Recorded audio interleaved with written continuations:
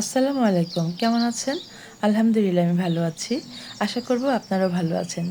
দেশের বাইরের আমার সকল শুভাকাঙ্ক্ষী বন্ধু-বান্ধব, ভাই-বোন সবাইকে অনেক, অনেক ধন্যবাদ আর ভালোবাসা জানিয়ে আজকে রেসিপি শুরু করে দিচ্ছি। খুব সহজেই ঝটপট বিরিয়ানি খাওয়ার জন্য কিন্তু দারুণ একটা রেসিপি দিয়ে দিলাম। আপনারা পুরো ভিডিওটা অবশ্যই দেখবেন। তাহলে অনেক টিপস অ্যান্ড ট্রিক্স পেয়ে যাবেন। অবশ্যই ভালো করে ফলো করে দেখবেন এবং সেম রেসিপি ফলো করে সেম রেজাল্ট পাবেন। এখানে আমি প্রায় ১ ডজন ডিমের মতো নিয়েছি। আমার বাবু এর আগে ডিম ভুনা করেছিলাম, বলল যে, "এত কম করেছো কেন?" এজন্য আমি বেশি করে বাড়িয়ে দিলাম। এইবার যেন খেয়ে মন ভরে। তো এখানে আমি প্রায় ৬০০ গ্রামের মতো চাল নিয়েছি। ৭০০ গ্রাম হবে না, ৬০০ গ্রামের মতো চাল নিয়েছি। তো এটা আমি আসলে পোলাও চাল দিয়ে খাবো।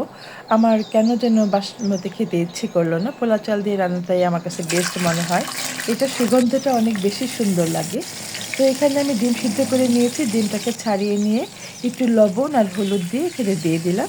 এই তেলে গরম করে নিব, ভালো করে ভেজে নিব। ভেজে বলতে গোল্ডেন কালার হলে, বেশি লালচে করে ফেলবেন না। গোল্ডেন কালার হলে নামিয়ে নেবেন। আমি সবসময় ডিম ভাজার মধ্যে একটুখানি তেল আর একটু কী বলে, একটু লবণ আর একটু হলুদ গুঁড়ো অবশ্যই দিয়ে দেবেন। এতে করে ডিমের কালারটা সুন্দর একটা কালার হবে। এর সাথে কিছু আলু কাটা ছিল, আলুটাও আমি দিয়ে দিলাম। একসাথেই ভেজে নেব। একসাথে ভেজে নিলে কিন্তু হয়ে যায়। সহজ পদ্ধতি দিব বলেছি। আলাদা করে ভাজতে গেলে দেখবেন যে আপনার সময়ও বেশি লাগে। একসাথেই কিন্তু ভাজা হয়ে যায়। আমি সবসময় সহজ করে দেখানোর চেষ্টা করি। যাতে যারা নতুন করে করবেন, এটার পরে মনে হয় ওইটা দিতে হবে, ওইটার পরে মনে হয় ওইটা দিতে হবে, এমন যেন মনে না হয়। হ্যাঁ, আমি কঠিন করে দেখানোর চেষ্টা করি না। আর এবং যতটুকু সহজ করেছি, যতটুকু যা ইয়েস করেছি, সেই সেই পরিমাণটাই আমি আপনাদেরকে বলে দিব। সুন্দর করে নিতে পারবেন। ডিমগুলা ভাজা হয়ে গেছে, তুলে নিয়েছি। আলুটাও ভাজা হয়ে গেছে, তুলে নিয়েছি। এখন এই পর্যায়ে এখানে ৪ টা দারচিনি, ২ টা এলাচ, ৩ টা এলাচ, একটু শাহি জিরা, ৫-৬ টার মতো গোলমরিচ দিয়ে, ২ টা তেজপাতা দিয়ে একটু ভেজে নিলাম, গোল্ডেন কালার করে নিলাম। কালারটা হয়ে যাবার পর আমি আলুটা দিয়ে দিলাম। আলুটা দিয়েও এটা ভেজে নেব। এই ভাজাটা কিন্তু দরকার আছে। খুব ভালো হয়ে যায়, খুব মজা হয়ে যায়। আপনি এই ভাজাটা ভেজে দেখবেন। বলবেন যে ডিম তো ভাজাই আছে, আবার ভাজার কি দরকার? না। পেঁয়াজ দিয়েও একটু ভেজে নেবেন। ১ টেবিল চামচ উঁচু করে ঘি দিয়ে দিলাম। আর ১ চামচের মতো বাদাম বাটা দিয়েছি।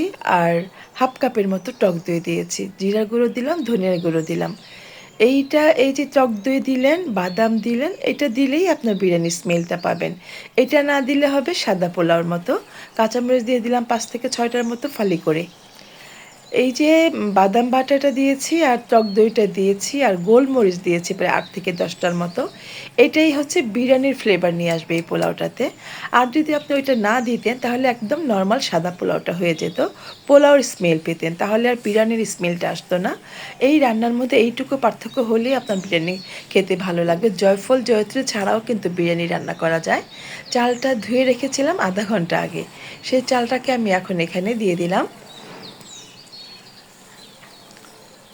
চালটা ধুয়ে কিন্তু আমি পানি ঝরিয়ে রেখেছিলাম, আপনারা দেখেছেন।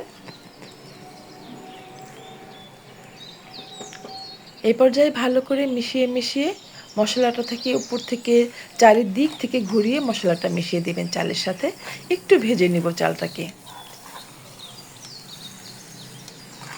ভালো করে বারবার নাড়তে হবে যেন তলানিতে ধরে না যায় এবং সাবধানে নাড়াচাড়া করতে হবে। ডিমগুলা কিন্তু ভাজা, আলুটাও ভাজা, যেন একটাও ভেঙে না যায় সেই দিকে অবশ্যই খেয়াল রাখবেন। স্মুথলি নাড়াচাড়া করবেন যাতে সুন্দর একটা ফ্লেভার পাওয়া যায়, চালটা ভাজা হয়। আর পানিটা গরম করা ছিল, গরম করা পানিটা আমি দিয়ে দিলাম। যতটুকু চাল নেবেন, আমি পানির মেজারমেন্টটা এভাবে বলবো না, যতটুকু চাল নেবেন ততটুকু তার ডাবল পানি দিবেন। এখানে আমি প্রায় ২০০ গ্রামের একটু কম হবে দুধ দিয়ে, ২০০ গ্রামের মতোই দুধ দিয়ে দিলাম। আর ৭-৮ টার মতো মরিচ, আস্ত মরিচ দিয়ে দিলাম। আস্ত মরিচটা অবশ্যই দেওয়ার চেষ্টা করবেন। এতে করে সুন্দর একটা ফ্লেভার চলে আসে। দেখেন, আর বলক তোলা পানিটা দিলে খুব সহজেই চালের মধ্যে বলক চলে আসে। কখনোই বিরিয়ানির এই পানিটা ঠান্ডা পানি দিবেন না। অবশ্যই বলক তোলা পানি দেওয়ার চেষ্টা করবেন এবং দ্রুত বলক চলে আসে, দেখতে পাচ্ছেন। এই পর্যায়ে আমি ঢেকে দেব একেবারে ১০ মিনিটের জন্য। সুন্দর করে মশলাটা মাখিয়ে লবণ চেক করে আমি ঢেকে দিব। সরি, আমি ১ চামচের মতো কেওড়ার জল দিয়েছি, সেটা স্কিপ করে গেছে। কেওড়ার জলটা অবশ্যই দেওয়ার চেষ্টা করবেন। বিরিয়ানি রান্না করলে। এই পর্যায়ে ঢেকে দিয়ে চুলার ফ্লেমটা আমি একটু কমিয়ে দিব। আর হচ্ছে নিচে আমি একটা তাওয়া দিয়ে দিয়েছি। দেখেন পানিটা কিন্তু প্রায় ড্রাই হয়ে গেছে। এখন চুলার ফ্লেমটা একেবারেই মিডিয়াম টু লো আঁচে দিতে হবে। ইভেন একটা তাওয়া দিয়ে এটাকে বসিয়ে রাখবেন আরও 10 মিনিটের জন্য।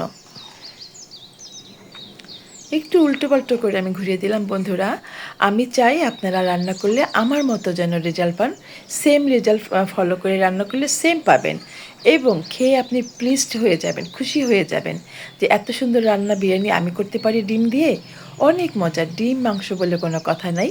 তো যদি ভালো লাগে প্লিজ আমাকে একটু সাবস্ক্রাইব করে দিয়ে পাশে থাকা বেল আইকনটি প্রেস করে দিবেন, যাতে যখনই আমি নতুন নতুন ভিডিও আপলোড করব সেটার নোটিফিকেশন সবার আগে আপনার কাছে পৌঁছে যাবে। ভালো লাগলে লাইক কমেন্ট করে চ্যানেলের সাথেই থাকবেন এবং আমাকে ভিডিওটা বেশি বেশি করে শেয়ার করে দেবেন। আপনাদের শেয়ার করলে আমার ভিডিওটা রিচ বাড়বে, আমি এগিয়ে যেতে পারবো। আমার সে দিকটা আপনারা অবশ্যই খেয়াল রাখবেন। আপনারা আছেন বলে আমি আছি। আপনারা যদি আমাকে এইভাবে সাপোর্ট না করেন তাহলে আমি এতটুকু আগাতে পারতাম না। তো এই যে পেরেছি এ পর্যন্ত এসেছি সেটা শুধুমাত্র আপনাদের জন্য। দেখেন কতটা ঝরঝরে হয়েছে, কত সুন্দর হয়েছে। নিচে থেকে দেখিয়ে দিচ্ছি, তাওয়াটা দিয়েছি দেখেন।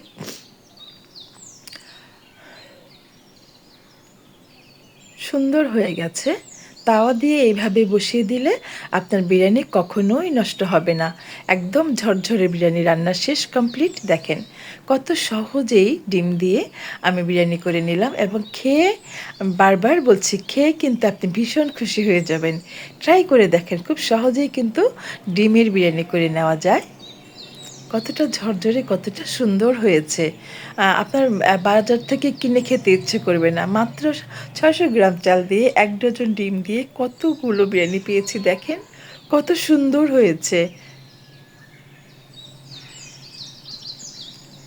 আপনারা আমাকে ছোট্ট করে অবশ্যই একটু কমেন্ট করে জানাবেন আমার আজকের ভিডিওটা কেমন ছিল। ভালো লাগলে অবশ্যই আমার পাশে থাকবেন, লাইক কমেন্ট করে শেয়ার করে দিবেন। সবাইকে অনেক অনেক ধন্যবাদ জানাচ্ছি, অনেক অনেক ভালোবাসা জানাচ্ছি। ফাইনাল লুকটা দেখেন কত সুন্দর হয়েছে। আমার পাশে থাকার জন্য, আমাকে ইন্সপায়ার করার জন্য, আমাকে এগিয়ে নিয়ে যাওয়ার জন্য আপনারা আছেন বলেই আমি আছি। বারবার বলবো প্লিজ আমার পাশে থাকবেন। আমি যেটা করি ওই যে তেজপাতাগুলো ফেলে দিই। আমার বাবু এটা কিন্তু দেখতে পছন্দ করে না। পাতা পুতা কেন দিয়েছে এগুলো বলে। বাচ্চা মানুষের যেটা হয় আর কি। তো দেখেন ফাইনাল লুকটা আমি একটু সাজিয়ে নিয়েছি। কত সুন্দর হয়েছে। আউটলুকিংটা দেখতে ভালো লাগলে কিন্তু খেতেও ভালো লাগে। আমি বলব আপনারা ট্রাই করে দেখবেন। তো যারা এতক্ষণ আমার সাথে ছিলেন সবাইকে অনেক অনেক ধন্যবাদ আর ভালোবাসা জানিয়ে আজকের মতো এখানেই বিদায় নিচ্ছি। আমি মিনা। ফিরে আসবো নতুন কোনো ভিডিও নিয়ে, নতুন কোনো রেসিপি নিয়ে। সেই পর্যন্ত আপনারা সবাই ভালো থাকবেন। আপনাদের সবাইকে অনেক অনেক দোয়া আর ভালোবাসা দিয়ে আজকের মতো বিদায় নিচ্ছি। সবাই ভালো থাকবেন। আল্লাহ হাফিজ।